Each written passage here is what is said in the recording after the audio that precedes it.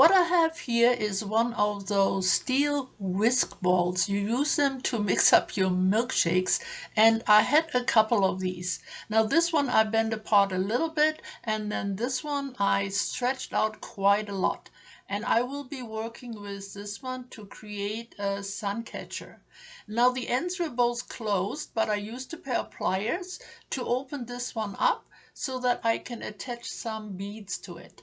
I will also use this handle here from a plastic bucket, and this will help me to keep that spiral stretched and also will give me a nice hanger and a starting point for my project. Now the wire on this spiral is very thick, so I use beads with a large hole. I picked bright colors, glass beads, a few metal beads, and I only filled up the spiral about halfway.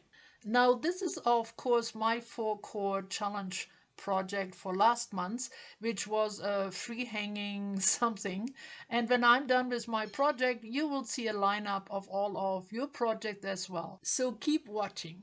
Next, I closed up the spiral again, the end piece here. I also attached the handle and everything is pretty sturdy right now.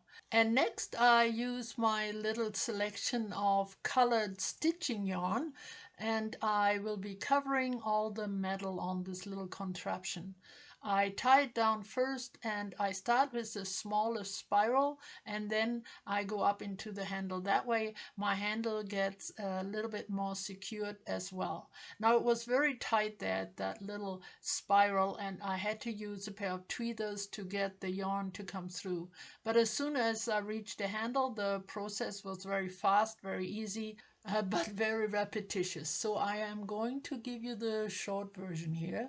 Here is what it looks like on the beginning of the handle, and now I will continue, and here I show you how I add a second color. I just put both end pieces towards the left, then add a little glue and start wrapping where the two colors meet, and that secures everything very easily. Now, usually at this point or even earlier, I turn you over to some music.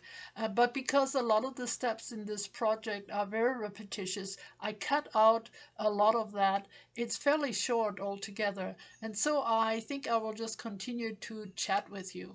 As you can see here, I took the yarn and also covered the spiral. Again, I had to use a tweezer in the beginning, and then after I got to the bigger part of the spiral, it was very easy and very fast, and I am quite pleased with the final result. I think it looks quite cool with the beads and the colors from the yarn. Now, of course, I want to add some dangles to it, and for that I pulled out all kinds of things from my stash. There are beads, mostly glass beads, there are pieces of broken jewelry, etc. And here I use just some wire. I make a little loop, I add 3-4 beads to it, make another loop on the end, and this will give me little sections, which in the end will be easier for me to connect for a long strand of dangles. So most of my sections are done, and as you can see, I added different colored beads for a longer piece like this one and this one as well. But I also made some shorter one with just 3 beads or 4. And then I pulled out some pieces of broken jewelry. Here is a star. There are some little round necklace pieces. There are some gears where I added these basket beads I had. Or this gear has some of these beads that were already encased in some wiring, and a few other things. And then, of course, I had to attach these segments together. I used small jump rings for that, which I had already attached earlier. And that made it very simple and very quick to finish up my dangles here. So I laid them out just the way I thought at that time I would hang them up. Later on, they actually had a few more changes done to them, but you will see when I show you the final project. Now here you can see that I added some bells to the inside of these rings and to some of the gears. I think there's one bell on each strand. And now of course they need to be attached to the big piece, again with the jump ring. Again, a very simple but repetitious step I took. So here is my project all put together.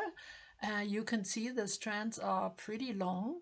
There are little crystals at the end. Here on the top I added an old chain from a necklace and a jump ring because this will be hanging up on my curtain rod in my art room eventually. But before I put it there, I think I will take this whole thing outside so I can hang it up and you can get a close and a better look. So here it is hanging on my old apple tree. I'm quite happy with the way that it came out. Now I know my process was rather quick, I think maybe 6 minutes, or at least that's what you saw. But I have to say, this took quite a long time to make. It wasn't as simple as it looks. Even just finding the items you want to use, then in what formation you want to hang it. I'm also a bit picky, so I took some of the strands apart and put them back together in a different formation where I thought they looked better, and so on and so on. But I'm quite happy with it. I think it looks really cool. I like the sparkles down here on those crystals. They're all different shapes and a couple different colors. And yeah, I enjoyed this whole project quite a lot. And I like to think that you also had a lot of fun with it. At least that's the way it sounded when I received your emails. It was a little bit different for me too, and I think for some of you especially, it was very much out of your comfort zone. But many of you took up the challenge and sent me some great photos, and all of those will be coming up in just a moment. Here are two more photos so you can see what my Suncatcher looks like hanging in my art room. And now it's your turn. Please take your time and enjoy all the wonderful details.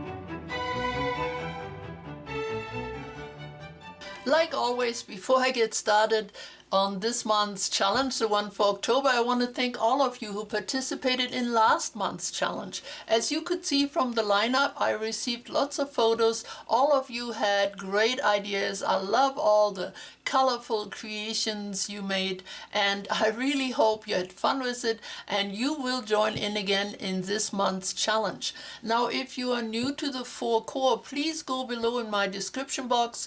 There you will find a link to my intro video, and that will get you up to date.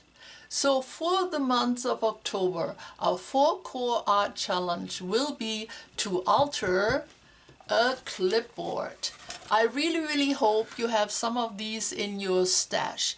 Now, you can also buy them and find them very easily. I got this at a thrift store. I just bought this at a dollar store, so they're cheap and easily available. Now, if you do not have any of this or you can't come by one, you could also substitute by using a piece of plywood or artist board with a big clip. You may even be able to use a canvas board with a clip. That's up to you. Now, I think a clipboard would be the easiest to work on. Now, altering a clipboard is not one of my ideas. It's a thing, yep. And you can find all kinds of ideas about it on Pinterest and other sources.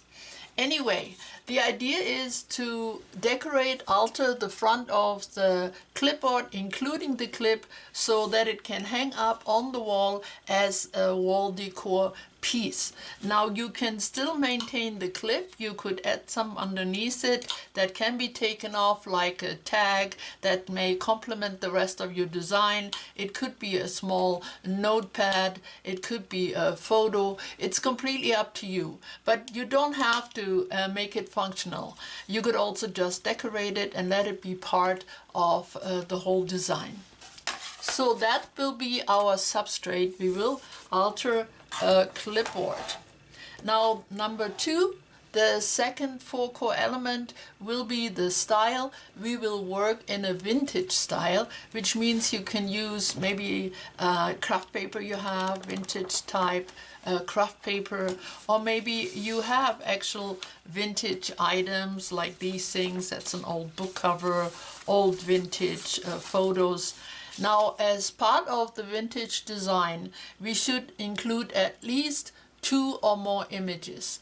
Now you could take a photo as your main focal point, and then maybe have another image, a car, a house, another person somewhere on the sideline, or you can combine 2 images for your focal point. That's completely up to you. You don't have to create a focal point. You could also have images all over.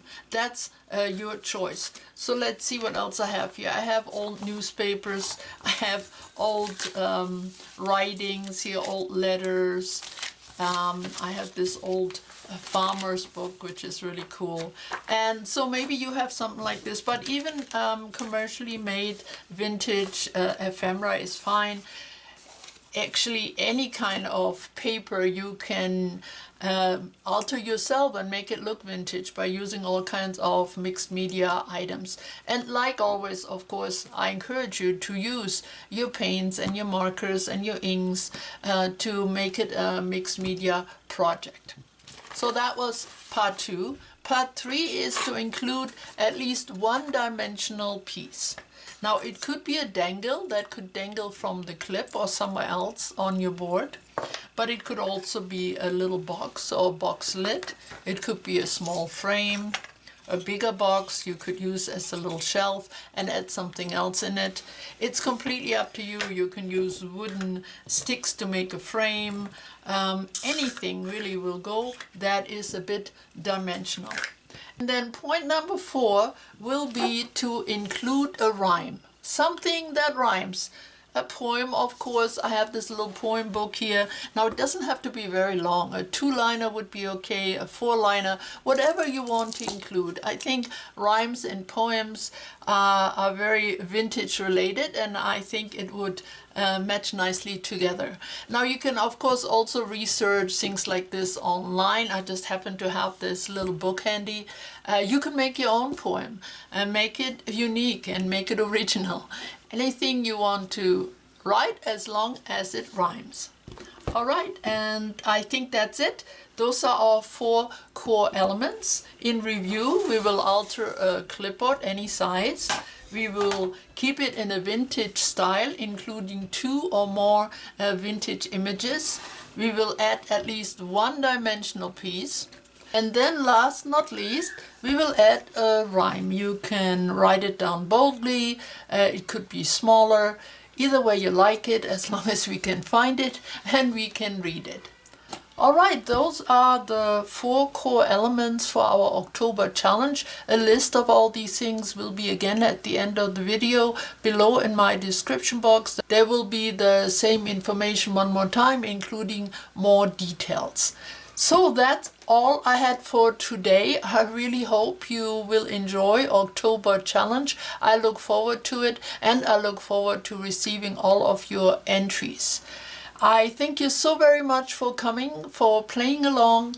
I hope you enjoyed our time together today, and I get to see you really soon again. Please stay safe, stay healthy, stay creative, and bye bye for now.